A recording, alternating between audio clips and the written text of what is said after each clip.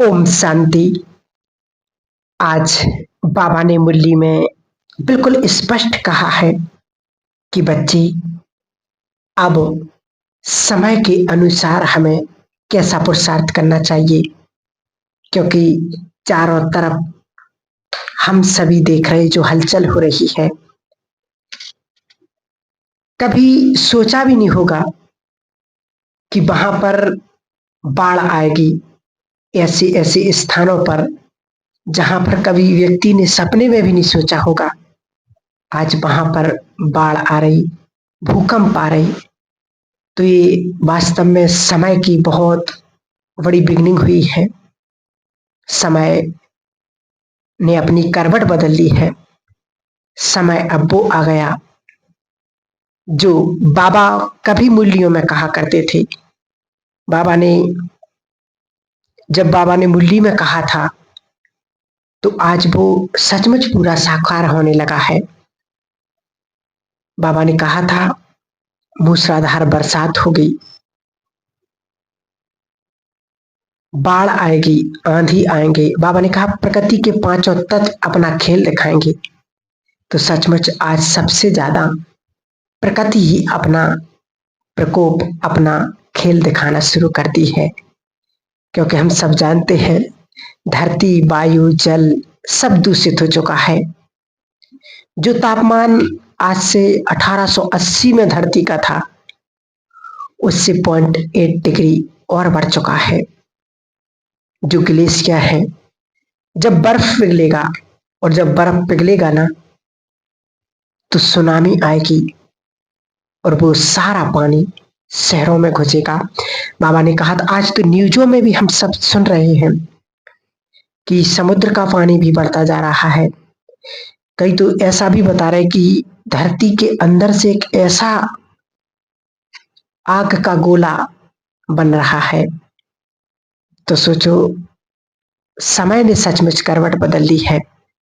अब हम सभी बच्चों को सिर्फ एक ही काम रहा हुआ है, अपना तीव्र पुरुषार्थ करना, अपने बाबा से वो सर्व प्राप्तियां कर लेना चाहिए जो भगवान हम बच्चों से चाहता है, जो हम करने के लिए यहाँ पर आए हैं। भगवान ने हमें क्यों चुना? सोचो जरा, अपने से बात करो कि हम बाबा के क्यों बने। दुनिया में ऐसी करोड़ों आत्मा है जिन्होंने भगवान को नहीं पहचाना, और स्वयं भगवान ने खुद हमें पहचाना, हमें ढूंढ करके लाई। तो हमारी तो सचमुच बहुत सुंदर और श्रेष्ठ भाग्य है कि भगवान मिल गया। परंतु भगवान मिलने के बाद भी यदि हम गफलत में रहे, हमने अपने समय को बर्बाद किया, तो हमसे बड़ा दुर्भाग्यशाली तो कोई हो ही नहीं सकता है। इसलिए बाबा ने कहा था कि 5 प्रकृति के खिलाड़ी खेल करेंगे, माया के 5 खिलाड़ी खेल करेंगे, और यहाँ तक कि भटकती हुई आत्माएं खेल करेंगी। तुम्हारे पुराने संस्कार खेल करेंगे। बाबा अंतिम समय की बात कह रहे कि बाबा ने कहा अंतिम समय में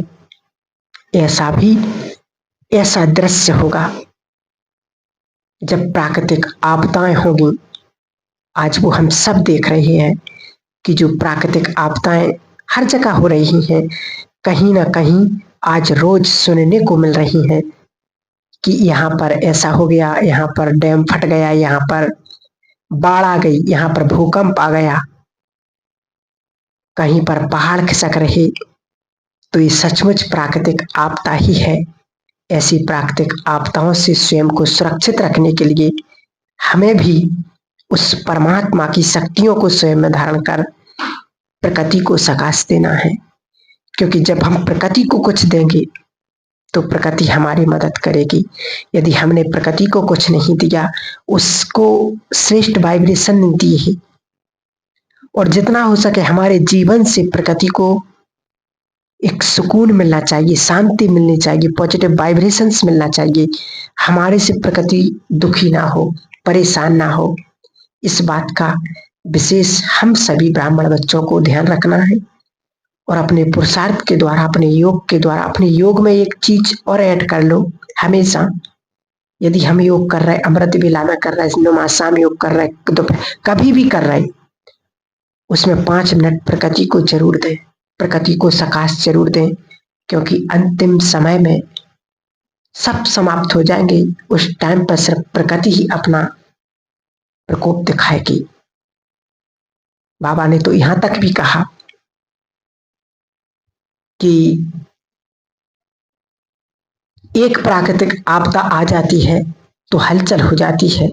अगर बाढ़ ही आ जाए, और आई भी है, आज कहीं ना कहीं बाढ़ आई रही, और यदि बाढ़ आ जाती है तो सब कुछ तहस नहस कर देती है। मतलब कुछ भी व्यक्ति के बस में नहीं रहता है।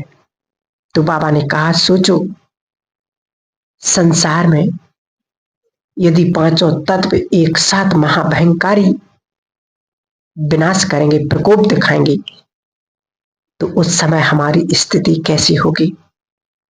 क्या बाबा ने पूछा, क्या हम अशरीरी रह सकेंगे। आज सुबह की साकार मुरली, भगवान आया है तुम बच्चों को ड्रिल कराने के लिए। तुम मास्टर ड्रिल हो, ड्रिल मास्टर हो। बाप आए हैं तुम्हें ड्रिल सिखाने, अशरीरी बनाने। तो बाबा ने कहा, ऐसा अशरीरी बन रहे हो ना। उस समय बाबा ने कहा, जब विनाश की तांडव नृत्य होगा। 73 की मुरली में बाबा ने कहा था कि विनाश की बरसात होगी। ये अव्यक्त महावाक्य है, भगवान के महावाक्य है। होलसेल मौत होगी, किसका कोई क्रियाक्रम करने वाला नहीं होगा। ऐसा भयंकर वातावरण संसार में होने वाला है। तो ये तो सत्य बात है, आज हम सब देख रहे। अगर कोई बाढ़ में चला जाता, भूकंप में चला जाता, तो कौन किसका क्रियाक्रम करेगा। कईयों के शरीर ही नहीं मिल रहे हैं। और इसका जीता जागता प्रूफ है कोरोना। उसमें स्पष्ट सभी जानते हैं कि कोई किसी का क्रियाक्रम करने वाला नहीं था। घर वाले भी दूर भागते थे। तो बाबा ने कहा, ऐसा समय आएगा और होने वाला है। इसलिए दुनिया में तो कितने आज रक्तपात हो रहे हैं, लड़ाई झगड़े हो रहे हैं, धर्म के प्रति, जाति के प्रति, नाम के प्रति, देश के प्रति।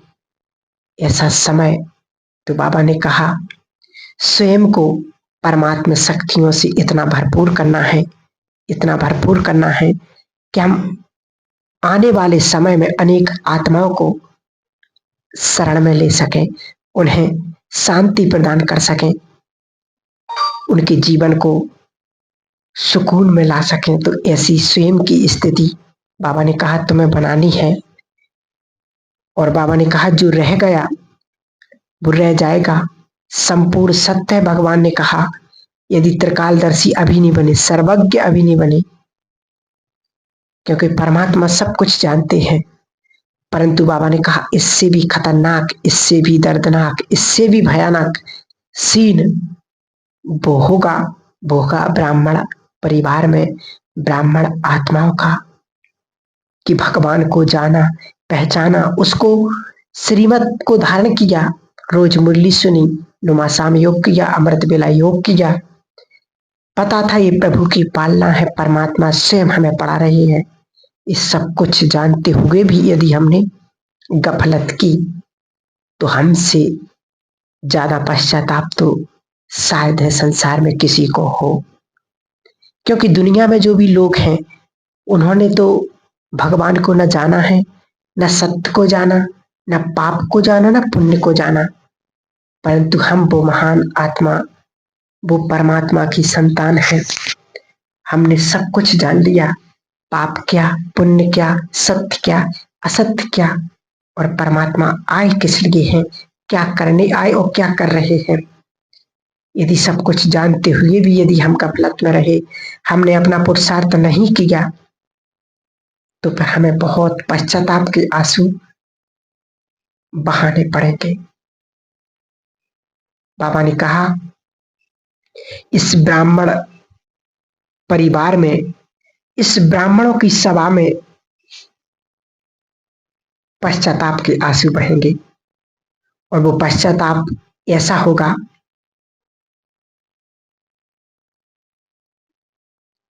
उस टाइम पर सिर्फ एक ही पश्चाताप सबसे ज्यादा होगा कि हमने भगवान को पहचान लिया था, फिर भी हम गफलत में रहे, फिर भी हम तेरी मेरी के में अपना समय बर्बाद करते रहे।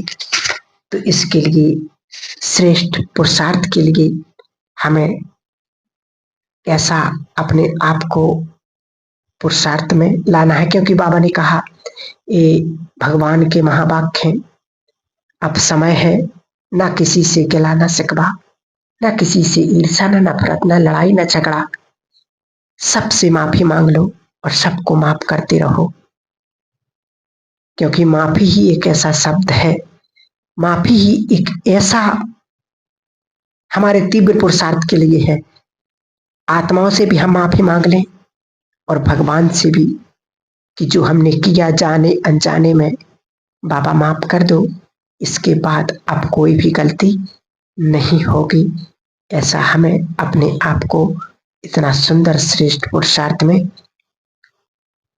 लगाना है, क्योंकि अब ये नहीं होगा कि बाबा मुझसे हो गया, ये गलती हो गई, आज के बाद नहीं करूंगा, ये हो गया नहीं करूंगा, बुरा बोल दिया, नहीं बोलना चाहिए था, गलती हो गई, बाबा कहते फिर कहते हैं कि बाबा माफ कर दो। तो ये है पश्चाताप चालू ही, कि मतलब गलती करते रहते फिर बाबा से माफी मांगते, फिर गलती करते फिर माफी मांगते रहते। तो हमें ऐसी ब्राह्मण परिवार में ऐसी रीति रस्म नहीं चलानी है कि जो चालू ही चालू है, कि पश्चाताप फिर प्रायश्चित, फिर गलती की फिर पश्चाताप फिर बाबा से माफी। बाबा कहते अब माफी मांग ली यदि एक बार, तो अब पश्चाताप करने का समय नहीं है, पाप करने का समय नहीं है, गलती करने का समय नहीं है। बाबा ने कहा था कि तीव्र पुरुषार्थी बच्चों की निशानी है। 1987 की एक अव्यक्त वाणी में बाबा ने कहा, तीव्र पुरुषार्थ की परिभाषा बताई कि जो गलती एक बार की उसको दोबारा ना करना ही अर्थात तीव्र पुरुषार्थ है। यह है परिभाषा तीव्र पुरुषार्थ की। तो बहुत सुंदर हमें अब अपने आप को सावधान भी करना है। बाबा सावधानी भी देती जिसके लिए ब्राह्मणों को पश्चाताप करना पड़ेगा। बहुत सुंदर बाबा ने एक शब्द बताया, रिपेंटेंट, दोनों के लिए प्रयोग किया जाता है, प्रायश्चित या पश्चाताप। गलत हो गया, नहीं करना चाहिए था और गलत कर दिया और उसके बाद छिपाया, ये तो और बहुत बड़ी बात है, बहुत बड़ा पाप है। तो हमें गलती करके दोबारा गलती नहीं करना है, इस स्वयं को चेक करना है। आज बाबा मुरलियों में हर बार रोज कितनी सुंदर मुरली चलाते बाबा, कितनी प्यारी समझाने देते बच्चे। इन आंखों से बुरा नहीं देखना है, इन कानों से बुरा नहीं सुनना, एक मुख से बुरा बोलना नहीं है। भले किसी से हम कुछ बात कर भी रहे हैं, हमारा भाव गलत नहीं होना चाहिए, हमारी सोच, हमारी दृष्टि, गति, कृति पवित्र हो, तो उसका पाप बाबा ने कहा नहीं लगेगा। भले हम कर नहीं रहे, लेकिन अगर हमारी दृष्टि, गति, सोच खराब है तो वो तो करने से बड़ा पाप है। इसलिए बाबा की मुरली के अनुसार हमें स्वयं को इतना परिपक्व, इतना श्रेष्ठ पुरुषार्थी बनाना है, ताकि आने वाले समय में हम स्वयं को भरपूर कर सकें। और बाबा ने कहा कि सबसे पहला पश्चाताप, सबसे पहली बड़ी बात जिसके लिए ब्राह्मणों को बहुत पश्चाताप करना पड़ेगा, उस लिस्ट में हम ना आए। यदि हम चाहते हैं तो अभी सावधान, अभी अलर्ट हो जाएं, अभी जागृत हो जाएं, अभी ही माइंडफुल बन जाना है हमें। जैसे बाबा ने कहा रिपेंटेंस सबसे पहला है याद का, कि हम भगवान को याद कर सकते थे, हमारे पास समय था, उतना हमने नहीं किया, इसका भी बहुत पश्चाताप होगा। हम अशरीरी बन सकते थे, परंतु हमने आत्म अभिमानी बनने का अभ्यास नहीं किया, उसका पश्चाताप होगा। हमारे पास समय था, अमृत वेले का समय था, परंतु हम सोए पड़े रहे। अमृत वेले का स्वर्णिम समय आज सुबह की साकार मुरली, अशरीरी हो जाओ, बाबा ने कहा तो तुम्हारा प्रभाव पड़ेगा। अब ज्ञान सुनाने का टाइम उतना नहीं बचा जितना हमारी व्यवहार से, हमारे पुरुषार्थ से, हमारी चाल चलन से आत्मा तक वो मैसेज पहुंचेगा कि ये सचमुच कोई महान आत्माएं हैं, सचमुच ये भगवान की संतान है, भगवान इन पर राजी है। ऐसी श्रेष्ठ व्रति कृति और अपनी सोच के द्वारा हमें भगवान को प्रत्यक्ष करना है, अपने पुरुषार्थ को सुंदर और सरल बनाना है। ओम शांति।